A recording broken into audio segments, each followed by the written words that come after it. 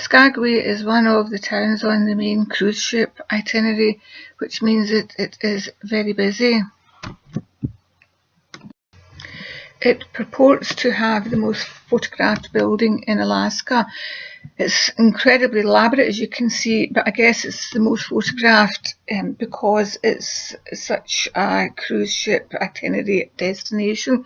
However, it is possible to get off the main track by hiring a bicycle and going on a cycle ride. The one that I went to took me to the bottom or the start of the Chilkoot trail.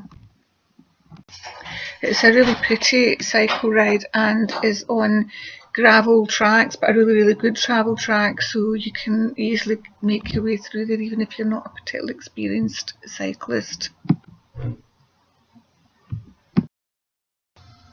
The other main thing that people do when they visit Skagway is to travel on the White Pass and Yukon Railway, and that is a really amazing journey.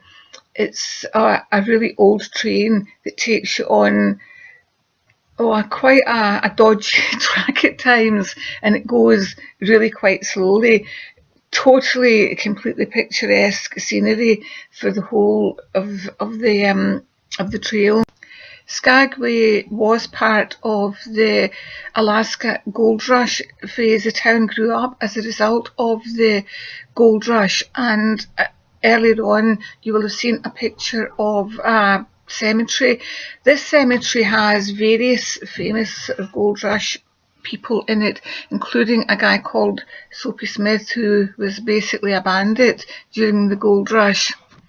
And it was really interesting to go and explore the history of the Gold Rush alongside of taking this absolutely fantastically magnificent train ride. My understanding of the train ride is that it's primarily operated for cruise ship passengers, and the cruise ship have, I think, by about 6 of the 8 carriages, or however many carriages there are, I can't really quite remember, but they buy the bulk of the carriages.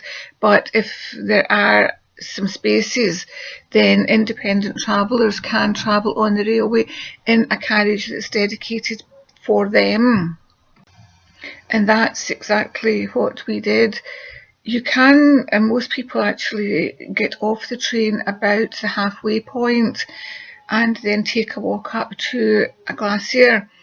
We decided to go to the end of the track and then come back, get off the train and then walk to the glacier at that point, getting a later train.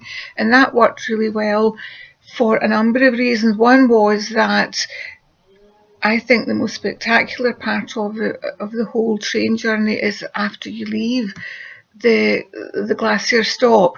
But it also meant that when we got off at the other end, the glacier track, which is normally really busy, wasn't busy until we actually got up to the glacier. So we were able to walk for most of that journey on our own and most of the journey on our way back. And since I like walking without crowds of people, that to me was really special and fantastic, and a really nice way to do the White Pass and Yukon Railway. The railway was built as part of the Gold Rush, and you pass by the track that sometimes people would walk on, the prospectors would walk on. This was a really difficult and dangerous journey for gold miners. They were not allowed into Canada, which was their ultimate destination, unless they carried a ton of food and equipment with them that would last them for many months. As a result, the prospectors had to make several trips across this quite dangerous path before they were actually even allowed to begin gold prospecting. And so the railway actually came along as a much better alternative to the Gold Rush traditional way of getting there, and was used, I think, during the Gold Rush by prospectors. Another interesting fact is this was the first railway built in Alaska.